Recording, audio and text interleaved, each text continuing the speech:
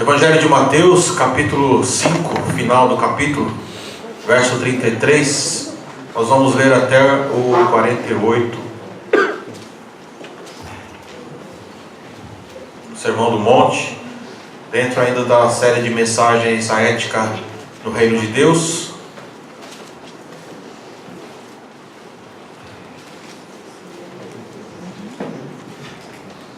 Diz assim: também ouvistes o que foi dito aos antigos: não jurarás falso, mas cumprirás rigorosamente os teus juramentos ao Senhor.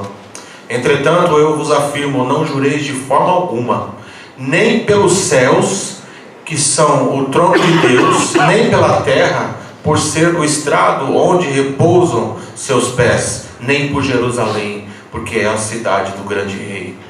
E não jureis por tua cabeça, pois não tens o poder de tornar um fio de cabelo branco ou preto. Seja, porém, o teu sim, sim, e o teu não, não. Se passar disso, vem do maligno. Ouvistes o que foi dito: olho por olho, dente por dente. Eu, porém, vos digo: não resistais ao perverso, mas se alguém te ofender com um tapa na face direita, volta-lhe também a outra. E se alguém quiser processar-te e tirar-te a túnica, deixe também que leve a capa. Assim, se alguém te forçar a andar 1 milha, vai com ele 2. Dá a quem te pedir e não te desvies de quem deseja que lhe emprestes algo. Ouvistes o que foi dito: amarás o teu próximo e odiarás o teu inimigo. Eu, porém, vos digo: amai os vossos inimigos e orai pelos que vos perseguem, para que vos torneis filhos do vosso Pai que está nos céus, pois Ele faz raiar o seu sol sobre os maus e bons, e derrama chuva sobre justos e injustos. Porque se amardes aos que vos amam, que recompensa tendes? Não fazem os publicanos igualmente assim? E se saudardes somente os vossos irmãos, que fazeis de notável? Não agem os gentios também dessa maneira? Assim sendo, sede vós perfeitos, como perfeito é o vosso Pai que está nos céus. Curva a sua cabeça, vamos falar com o Pai. Soberano Deus, eterno Pai, nesta oração, Senhor, nós queremos engrandecer e exaltar o Teu nome mais uma vez, e pedir, Senhor, que as Tuas misericórdias, que são novas a cada manhã, que elas estejam sobre as nossas vidas, Pai, nos dando um vigor novo, um pensamento novo, um renovo espiritual que só pode vir do Senhor, Pai. Senhor, trata, Senhor, com aqueles que estão com o coração triste por algum motivo. Trata de uma forma especial, Senhor, porque nós temos essa certeza que tudo que envolve, Senhor, a Tua igreja, tudo que envolve oração, tudo que envolve louvor, tudo que envolve espiritualidade, tem, Senhor, uma força muito grande. E nós acreditamos, Senhor, porque nós somos Espírito. Nós somos Espírito. A Tua palavra diz que o Teu Espírito testifica com o nosso Espírito que nós somos filhos de Deus. Obrigado, Senhor, pelas vidas que estão aqui hoje. Que nós possamos de uma forma alegre exaltar e engrandecer o Teu nome. Sabemos, ó Deus, as dificuldades que estamos passando enquanto sociedade, mas queremos sempre dizer que a nossa confiança está em Ti, que os nossos olhos estão postos em Ti, e que nós engrandeceremos o Teu nome a despeito de qualquer situação, para a Tua honra, para a Tua glória. Em nome de Jesus nós oramos. E que as palavras da minha boca e a meditação do meu coração sejam gratas diante de Ti. Queridos, nós estamos falando, meditando aqui no Sermão do Monte. E hoje pela manhã, escutando o historiador Leandro Carnal, ele estava dando uma palestra falando a respeito de felicidade, e ele citou o Sermão do Monte. E aqui eu vou colocar com as minhas palavras. Ele disse assim: Eu nasci numa família cristã, católica. Meu pai foi professor, estudei numa escola cristã. Enfim, toda a minha vida, até a minha adolescência, ela foi pautada nos princípios cristãos. E eu vivia, na minha cabeça, dizia ele, né? Na minha cabeça eu vivia muito bem. Para mim aquilo era felicidade. Eu lia o Sermão do Monte, eu contemplava, ficava em um espírito de contemplação, pensando, né? Olhai os lírios do campo, que não trabalham, que não tecem. Olhai as aves do céu, o Senhor cuida de todas elas. E ainda ele continua dizendo, mas um dia eu acordei. Hoje, a maioria das pessoas sabe que ele se tornou um ateu, né? Se tornou um ateu. E ele disse assim, eu acordei para a realidade. Quando eu comecei a trabalhar ou a estudar, né? Começou a estudar muito, e eu comecei a enxergar em outros pontos, em outros territórios, coisas que eu não conhecia, coisas que eu não tinha me atentado que existiam. E eu, nas palavras dele, eu colocando aqui nas minhas palavras, eu fui me afastando e fui entendendo que esse mundo de Jesus é fantasia. Isso é uma fantasia, isso não existe, porque quando nós olhamos para a realidade, ela é totalmente outra. Ela é totalmente outra. Então eu fui buscar nos livros, na filosofia, e eu li muito. E hoje eu tenho a verdadeira compreensão da felicidade. E no contexto, né, que ele estava dizendo, não faz parte do mundo dele hoje Jesus Cristo. As palavras de Jesus, aquilo que ele ensinou, isso não faz mais parte. Ele encontrou a felicidade do jeito dele, na filosofia, nos livros, na leitura, na sabedoria humana. E aí vocês podem me perguntar, isso é possível? É possível. É possível. Uma cantora, talvez os jovens não conheçam mais, chamada Zizi Posse, antiga.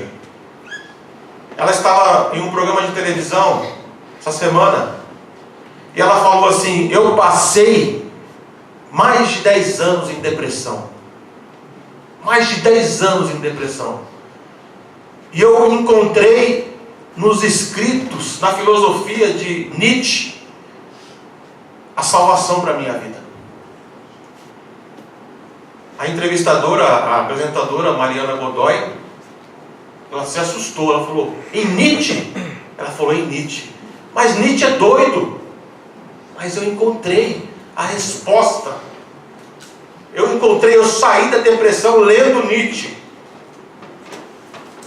Queridos, isso é possível? Mais uma vez eu digo, é possível. Pessoas, a psicologia, a filosofia, as ciências humanas, elas sempre vão mostrar isso, que é possível a pessoa sair de uma situação difícil, usando o poder da mente, usando o poder de acreditar que aquilo vai dar certo, acreditar, e mesmo que elas não tenham esse nome, ou não entendam que é esse sentido, ou esse conceito, isso se chama fé. E a fé vem de Deus. A fé é um dom de Deus, mesmo para aqueles que desprezam a Deus. Nós sabemos que a fé vem de Deus. Agora, a grande pergunta é, fé em quê? Fé em que as pessoas estão tendo?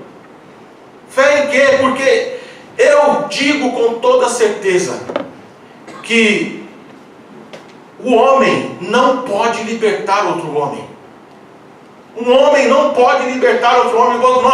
As pessoas têm uma falsa impressão de que estão vivendo bem, de que estão vivendo melhor. Eu ouvindo um testemunho de uma jovem, ela dizendo: eu estou vivendo melhor do que quando eu frequentava uma igreja evangélica, de que quando eu frequentava o círculo de oração. Eu estou vivendo bem, eu estou vivendo melhor, eu descobri o mundo. O mundo tem muita coisa a oferecer, não é só isso, não é só esse mundinho que os pastores, que os padres, que os rabinos pregam. Não existe, não é só isso, existe um mundo lá fora. E foi exatamente isso que o filho pródigo, lá naquela parábola de Jesus, pensou. Existe um mundo aí fora, existe um mundo cheio de possibilidades, e que eu quero conhecer esse mundo. Assim como Leandro Carnal também pensou. Mas eu não quero aqui transformar essa palavra num emocionalismo, numa coisa... Não. Sabe por quê, irmãos? Porque eu tenho a certeza de que é o Espírito Santo de Deus que revela. É Ele que se revela. É o Senhor que chama. É o Senhor que se mostra. É o Senhor que traz esse fator de claridade em nossas mentes, quando começa a aclarar as coisas e nós começamos a reconhecer que não existe outro caminho, que não existe outro a quem nós possamos clamar, a buscar. Eu disse aqui que um homem não pode libertar ninguém. Jesus, ele veio à terra como homem, mas ele é Deus. Glória a Deus. A palavra do Senhor diz que ele desceu de sua glória. E por muitas vezes, ou na quase totalidade do seu ministério aqui na terra, ele agiu, ele sentiu, a palavra do Senhor diz que ele sentiu as mesmas dores, que ele chorou, que ele se sentiu afligido, para entender o que os homens passam, o que as pessoas passam. E eu falo que um homem não pode libertar, que uma filosofia não pode libertar, que nada que existe nesse mundo pode trazer o verdadeiro sentido da vida, a verdadeira felicidade, só em Deus, só o Senhor, só em Cristo Jesus. Ele é a resposta para todas as nossas perguntas. Ele é o Senhor, Ele é o pão da vida. Quando você tiver fome, espiritualmente estou dizendo, a palavra do Senhor diz: clama a mim, no Antigo Testamento, mas serve para o Novo também. Quando você tiver fome, sede de espiritualidade, daquilo que é espiritual, a palavra do Senhor diz que você pode clamar, que você pode: Senhor, eu não te conheço, eu quero te conhecer, eu quero entender o que é isso, o que é Espírito Santo, o significado do Espírito Santo no seio da igreja, no seio da família, no seio da minha vida. Eu quero compreender tudo que faz sentido, tudo que se olha e aponta para essa palavra que se chama Deus, que se chama Jesus, que se chama Espírito Santo. E eu digo com toda certeza, não existe outro caminho. Eles podem buscar, eles podem trilhar outros caminhos, mas, irmãos, lá no final, o Salmo 73 vai dizer que nós vamos ver a diferença. O profeta Malaquias também diz que nós vamos ver a diferença daqueles que servem a Deus e daqueles que não servem a Deus. Aleluia. Você pode ter toda a compreensão do mundo, o Senhor pode te dar sabedoria, você pode ler todos os livros do mundo, mas se você ler a partir de uma hermenêutica que vem do Espírito Santo, essa interpretação que vem do Espírito Santo, você vai enxergar Jesus em tudo. Você vai enxergar, você vai ver as palavras de Jesus em tudo.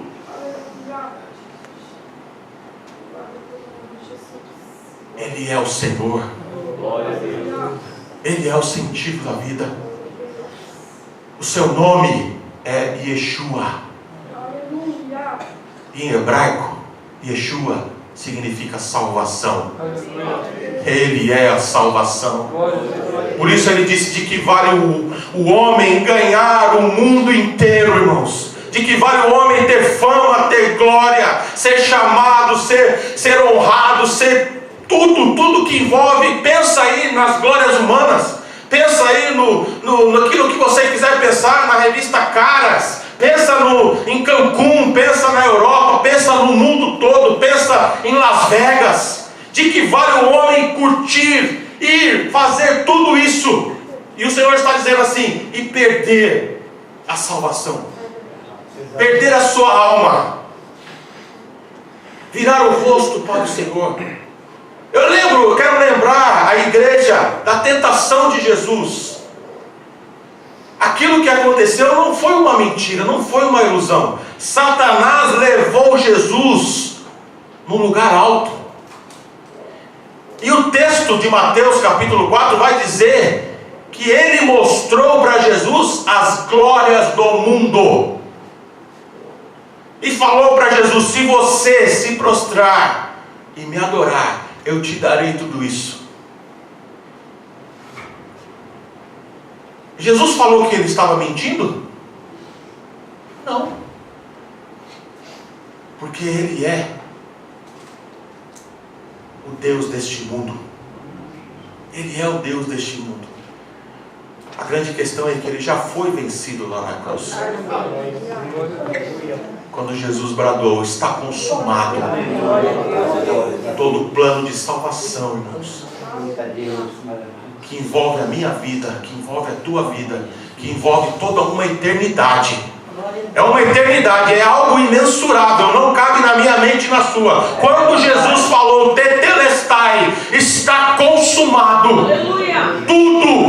Tudo é para a glória de Deus. Ele tem um tempo aqui na terra, sabe por quê? A palavra do Senhor diz que o Cordeiro de Deus foi morto antes da fundação do mundo. O Gênesis está escrito e o Apocalipse também. Está tudo consumado. O texto em que nós lemos faz parte do Sermão do Monte. E Jesus vai falar sobre os juramentos. Ele diz assim: não jureis de forma alguma, no verso 33. Esses dias eu escrevendo um texto sobre essa palavra de Jesus, eu dizia: quando nós éramos crianças, e muitos ainda fazem até hoje, nas brincadeiras, né, quando nós estávamos falando uma mentira, aí nós falávamos: eu juro, contava cada caso, né? Tanta coisa maluca. E aí o amigo, o colega falava: ah, você está mentindo. Eu juro pela minha mãe. Coitada da mãe. Ah, você está doido. Não, eu juro. Quantas pessoas falaram isso? Crianças, inocentes. Eu contava cada história na minha cabeça. Uma vez eu coloquei uma toalha aqui e pensei que eu era super-homem. Ia pular do sobrado onde minha avó morava. Não sei quem me salvou na hora, não me lembro. Tinha uns 3 anos mais ou menos. Minha mãe conta isso. Então, fantasia, inocência. Mas quando nós tomamos conhecimento da palavra, o Senhor está dizendo aqui: não jurem por nada. No contexto do Antigo Testamento existia esse conceito de jurar.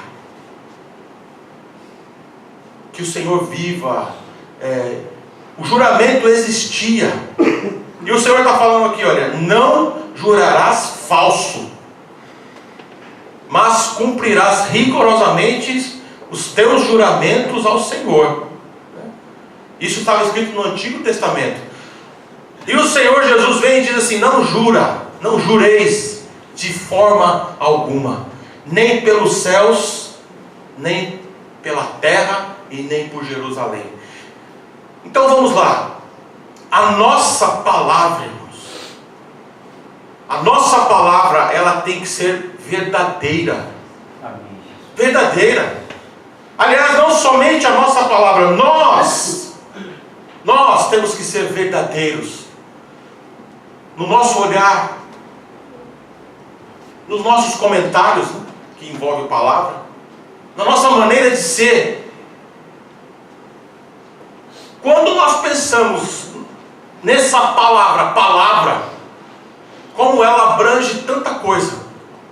Palavra de Deus. João começa o seu evangelho dizendo: no princípio era a palavra.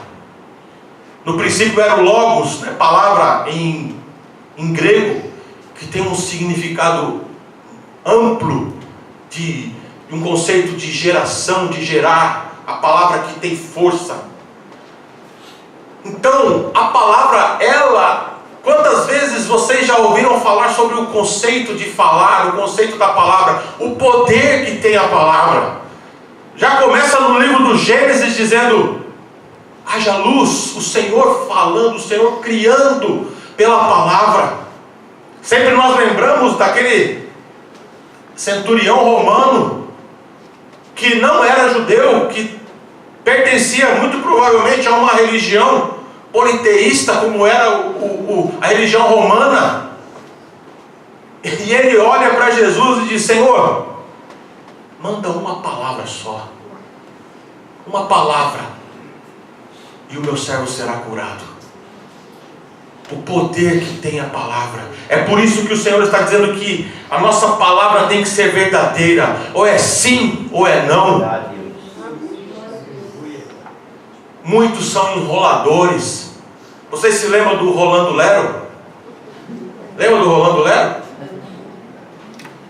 O apelido do Pedro lá em casa era Rolando Lero. Pedro, o que aconteceu? Então, mestre, só faltava imitar: amado mestre. Ele enrolava. Hoje ele está mais certeiro. Não me deu o troco ainda. Hoje ele está mais certeiro. O que aconteceu? Aconteceu isso.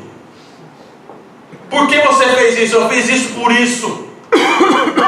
E é assim que nós temos que ser, né? Temos que ter atitudes, palavra. Você tem que ter palavra. As pessoas têm que confiar naquilo que você fala. As pessoas têm que olhar para você e ter a certeza: eu vou conversar com essa pessoa e eu tenho a certeza que ela vai falar a verdade. Isso é bom, irmãos. Vamos deixar de enrolar. Vamos deixar de meias palavras. Vamos deixar de sofismar, né? Esconder. Vamos deixar, porque quem faz isso, a palavra do Senhor diz que o diabo é o pai da mentira. E quem mente é filho do pai da mentira. Quem mente, assim, é algo assim impressionante. As pessoas que mentem, elas mentem sem perceber. É algo normal. Fala as mentiras ou a mentira de uma forma espontânea. Vocês já ouviram falar de Marcelo Oliveira, aquele que enganou um monte de gente se passando por várias pessoas, até pelo filho do dono da Gol, ele se passou em uma festa lá no Recife e foi entrevistado por aquele repórter que entrevista celebridades.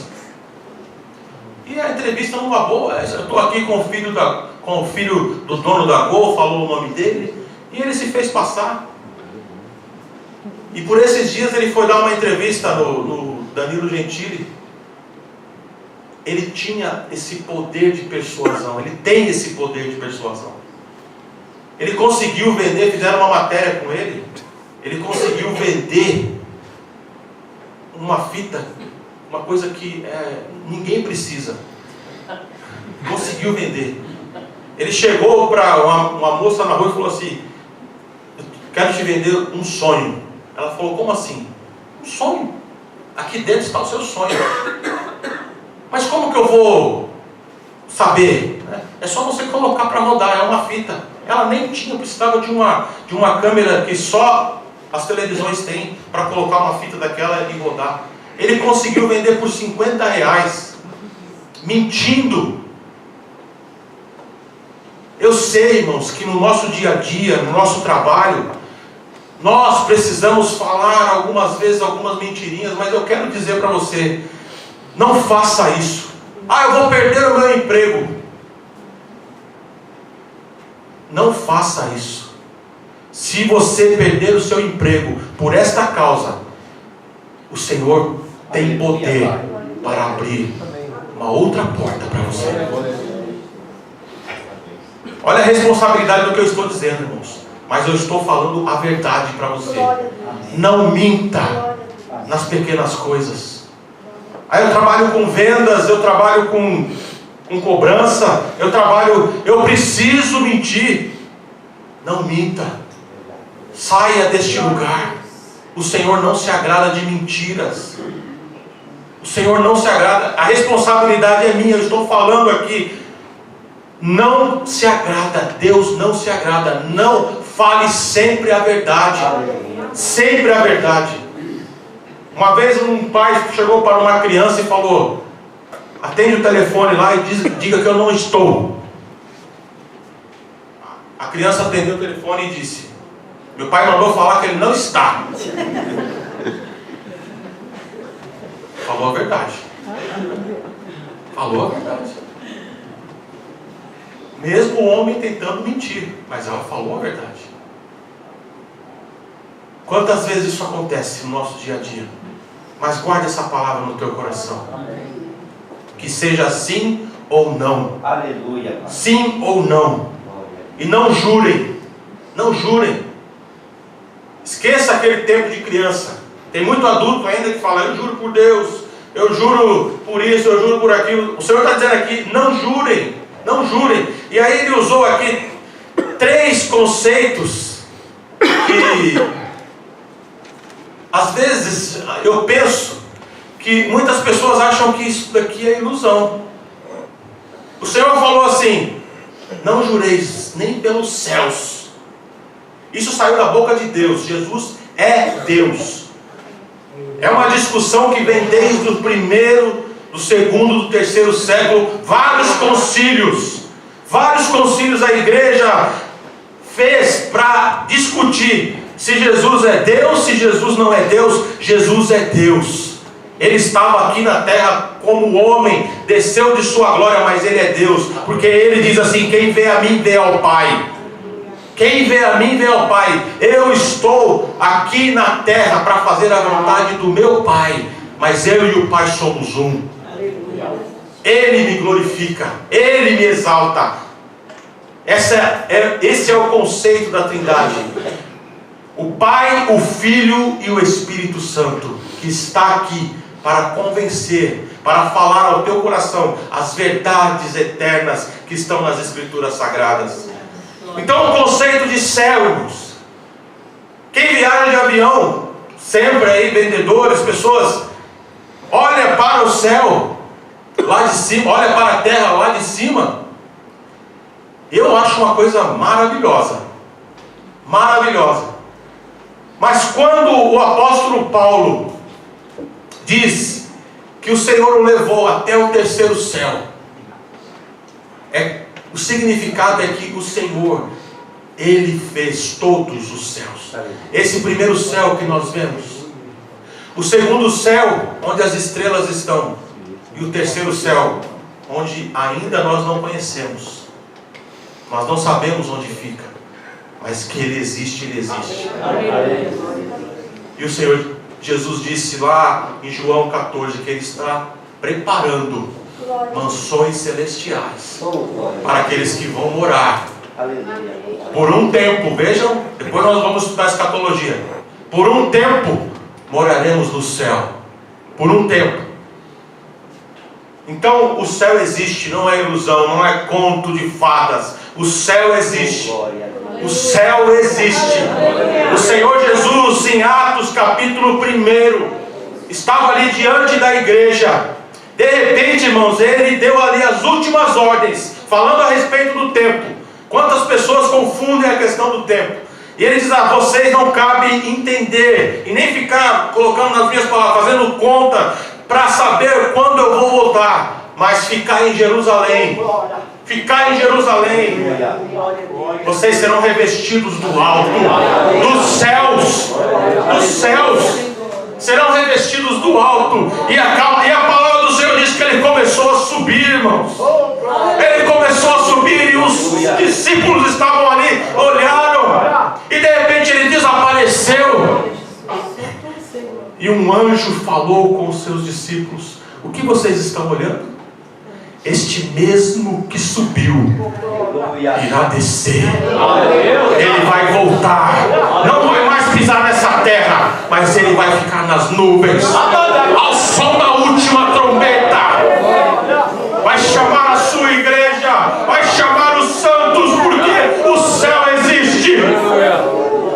Oh, nós te adoramos, Senhor.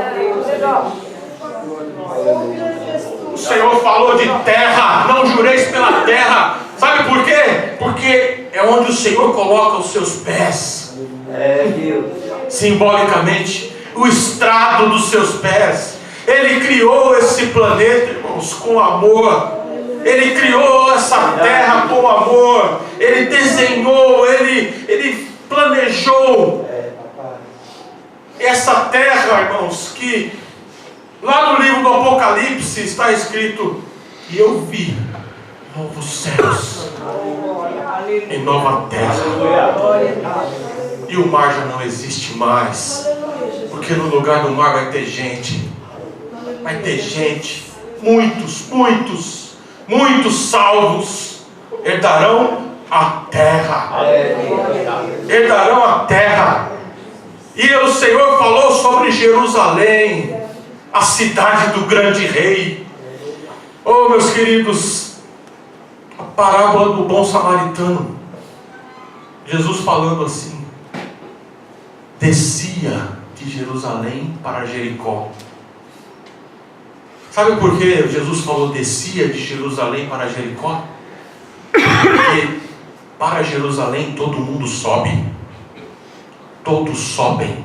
Simbolicamente nós vamos subir. Nós vamos subir para Jerusalém.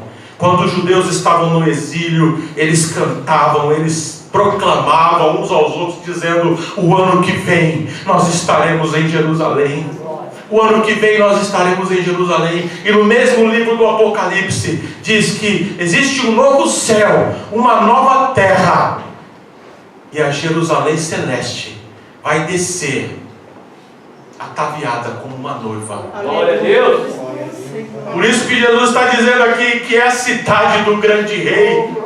E Jesus vai reinar em Jerusalém. Aleluia. Vai comandar todas as nações lá de Jerusalém. E nós vamos subir a Jerusalém para adorar. Oh, Senhor amado, novos céus e a nova terra. Aleluia. A palavra do Senhor também vai dizer para que nós não nos vinguemos. Jamais se vinguem. Outro dia o nosso irmão Jackson perguntou: pastor, se Deus é amor, por que ele se vinga? Jesus está dizendo: ouvistes o que foi dito, olho por olho, dente por dente. Eu, porém, vos digo: não resistais ao perverso, mas se alguém te ofender com um tapa na face direita, volta-lhe também a outra. Aí ele vai falar sobre: se alguém quiser tirar a tua túnica, uma parte da tua roupa, dê também a outra. Se alguém forçar você a caminhar 1 milha com ele, ande com ele 2. O que Jesus estava querendo dizer, irmãos? Não se vinguem, não se vinguem. É esse conceito, é por isso que a palavra de Jesus, ela coloca muitas pessoas longe, ela afugenta. Quem pode suportar uma palavra dessa? No conceito judaico do primeiro século e também anterior, um homem que tomasse uma bofetada com dessa parte da mão, era uma desonra, era uma blasfêmia. E Jesus está dizendo exatamente isso. Se alguém te ofender com um tapa, com essa parte da mão na tua face direita, honra, dê também a outra. Alguns vão falar: mas isso aqui não é literal. essa parte sim, é literal. É literal. Não vamos aqui deturpar a palavra do Senhor. Eu sei que existem interpretações, mas o Senhor está dizendo aqui literalmente: não reajam. Não reajam. Isso para um homem é muito difícil. Não retribuir, não bater, não dar de volta. Nós temos a vontade, isso está dentro de nós. É por isso que o apóstolo Paulo diz que há uma luta aqui dentro. Aquilo que eu não quero fazer, eu faço. Quantas pessoas agem assim por impulso? Bateu, levou. Seja literalmente um soco ou um tapa, ou palavras que ofendem também, às vezes muito mais do que um tapa. Quantas vezes nós retribuímos? É por isso que nós temos que olhar para Jesus, não só cantar sobre Ele, não só falar sobre Ele, mas praticar aquilo que Ele está dizendo. Não retribuam. Deus é amor.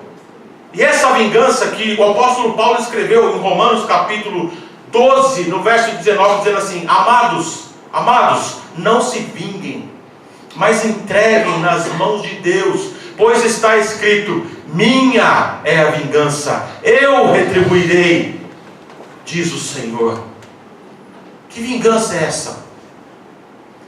Essa vingança nós podemos colocar com outra palavra. Ela se chama justiça. Justiça. Na parábola do juiz iníquo, o Senhor Jesus diz assim: será que Deus não fará justiça aos seus escolhidos que clamam a Ele dia e noite? Justiça, irmãos, é justiça de Deus. Não é como a justiça dos homens. Ela é justa e perfeita. É nesse sentido que o Senhor está falando em vingança. A vingança perfeita, como o Senhor Jesus falou: sede vós perfeitos, como perfeito é o vosso Pai. A palavra do Senhor também vai falar sobre amar o inimigo, orar pelos seus inimigos. Oh, coisa dura, né? Difícil, né? O vento não está batendo aqui. Deixa eu ir para cá. Deixa aqui ficar melhor. Amor ao inimigo. No verso 44 está escrito: eu, porém, vos digo, amai os vossos inimigos e orai por aqueles que vos perseguem. E o próprio apóstolo Paulo, em Romanos capítulo 12, no mesmo capítulo 12, diz assim: se o teu inimigo tiver fome, dá de comer. Se ele tiver sede, dá a ele de beber. Se ele tiver frio, vou acrescentar, dê uma roupa a ele, um cobertor. Se ele estiver passando necessidade, qualquer tipo de necessidade, ajuda. Faz aquilo que a palavra do Senhor está dizendo. E é interessante que o apóstolo Paulo diz assim: sabe o que vai acontecer? Amontoarão brasas vivas sobre a cabeça dele. Quando nós falamos em fogo, quando nós falamos em brasa, nós pensamos em quê? Espírito Santo de Deus. A pessoa que recebe o bem quando deveria receber o mal, a palavra vai dizer que sobre a cabeça dele, sobre a mente dele, vai acontecer um reboliço. O Espírito Santo vai começar a agir ali, irmãos. Porque se ele aceitar a minha atitude, a tua atitude, a atitude de quem fizer isso, o coração dele vai começar a se abrir. O coração dessa pessoa vai amolecendo. Porque a brasa viva do Espírito Santo vai começar a constranger o teu inimigo. Quantas vezes, quantas histórias vocês já ouviram de pessoas que retribuíram o bem, aliás, o mal com o bem, e mudou toda uma história. Mudou toda uma história. No livro de 2 Reis, no capítulo 17, vai dizer que Samaria estava sitiada pela Síria. E existia ali uma crise, fome mesmo, fome. Uma cabeça de jumento valia muito dinheiro. Eles compravam esterco de pomba, talvez para, não sei qual é a função, mas pode ser que servia para a plantação, para a irrigação, servia como esterco, né, para adubar. O texto vai dizer que estava uma fortuna, uma crise. Uma crise. Nós estamos passando por dias difíceis no nosso país. Dias difíceis. Assim estava em Samaria, mas eleva isso ao cubo 10 vezes mais. Eliseu, irmãos, ele diz assim: amanhã, por essa hora, essa situação vai ser mudada. Glória a Deus. Nós viveremos uma outra situação. Palavra do profeta. Ali naquele lugar existiam 4 leprosos. E vocês sabem que o leproso na antiga aliança, no Antigo Testamento, na história de Israel, era discriminado, fora do arraial. Eles viviam angustiados, muitos viviam rebeldes, com a faca nos dentes, querendo se vingar. Muitos viviam assim porque eles eram discriminados, eles não tinham culpa. Por isso que Jesus curou tantos leprosos e não apontou o dedo, não falou sobre o pecado, não falou nada disso, apenas curou, trouxe de volta ao convívio. Mas no Antigo Testamento era afastado mesmo. Existiam 4 leprosos, estavam ali à beira do caminho, sem saber o que fazer no meio de uma crise. Aí eles começaram a conversar entre eles: se nós formos para lá, para Samaria, nós não seremos aceitos, morreremos talvez, ficaremos ali com fome. Agora, se nós formos para onde o inimigo está, também pode acontecer a mesma coisa. Por isso que eu digo que o Senhor está no controle de todas as coisas. Deus está no controle da minha vida, da tua vida. O Senhor está no controle da situação desse país, da tua empresa. O Senhor sabe o que está acontecendo, irmãos. Ele não é um Deus que está com os olhos fechados, com os braços cruzados. Não, Ele interfere na história. Ele interfere porque Ele nos ama. Ele interfere porque Ele é Deus e Ele pode fazer isso. Olha para a situação que está vivendo a tua vida hoje, a situação que você está vivendo hoje, a situação que está a tua empresa hoje, no nosso país. Eu digo com toda certeza: o Senhor continua reinando. E Ele interfere na história. Aqueles leprosos, eles foram até o acampamento do inimigo. Mas o texto vai dizer: sabe o que o Senhor fez? Sabe o que Deus fez, irmão? Você acredita em milagre? Glória a Deus.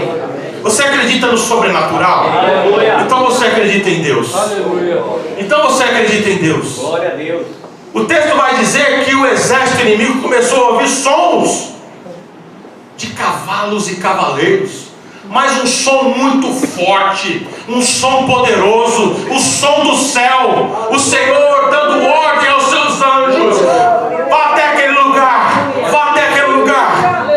E eles só ouviram aqueles sons e foram embora. Queridos, quando os leprosos chegaram ali, aqueles que eram escorraçados, os párias da sociedade, eles chegaram ali, não tinha ninguém. Não tinha ninguém, irmãos. Cheio de suprimento, cheio de comida, cheio de gasolina, vamos colocar na linguagem de hoje, cheio de mantimento, cheio de tudo. E eles começaram a se alegrar. E pode ter passado na cabeça de alguns, dizendo: olha, agora nós vamos à forra. É agora que nós vamos nos vingar. Olha aqui o que nós temos. Olha aqui o que nós temos. Vamos nos vingar agora. Vamos ficar aqui quietinhos. Mas aí um, cheio do Espírito Santo, falou assim: não é certo. Não é certo. Nós temos que voltar lá e avisar os nossos irmãos. Vamos amontoar brasas nas cabeças deles. Vamos amontoar brasas nas cabeças deles. É isso que eles fizeram, voltaram lá e a profecia de Eliseu se cumpriu. Tinha um lá que não acreditou. Quando Eliseu falou: mas nem se Deus abrir as comportas do céu, isso pode acontecer. Samaria com suprimento? Não. Eliseu voltou para ele e disse: você vai ver, mas você não vai tocar, porque duvidou. Ame o seu inimigo, ore por ele, ore por ele. Aleluia, papai. E em último lugar, queridos, no verso 45: para que vos torneis filhos do vosso Pai que está nos céus, pois Ele faz raiar o seu sol sobre maus e bons, e derrama chuva sobre justos e injustos. O que significa isso, irmãos? Todos os homens têm a oportunidade. Todos os homens, mesmo aqueles que hoje estão cegos, que hoje estão praticando maldade, que hoje estão se entregando, todos, o Senhor dá a oportunidade a cada um, a cada pessoa. É por isso que eu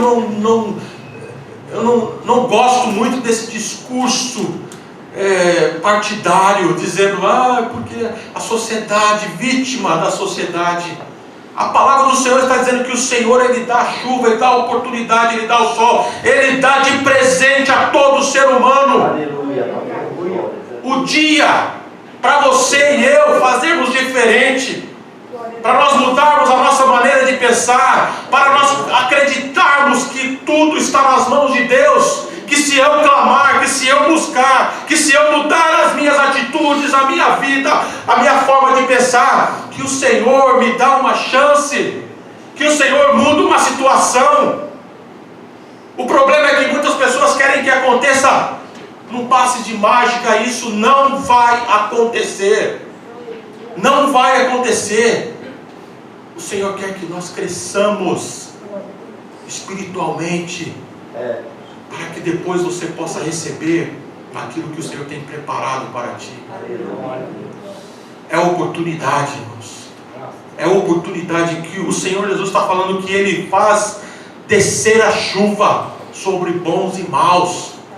E está dizendo: não fiquem olhando, não fiquem olhando para o lado, não fiquem perturbados em vossos corações com a situação, mas porque ele está vivendo, porque ela está vivendo, e olha a minha situação. Não é assim que nós vamos falar com Deus, não é assim que nós vamos receber do Senhor bênçãos. Não, é humildemente, é reconhecendo, é orando ao Senhor com reverência.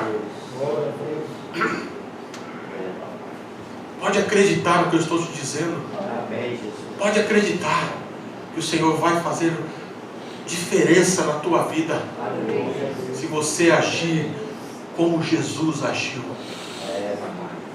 como Ele falou em sua palavra, sem orgulho, sem mentira, sem ilusão. Realidade, irmãos.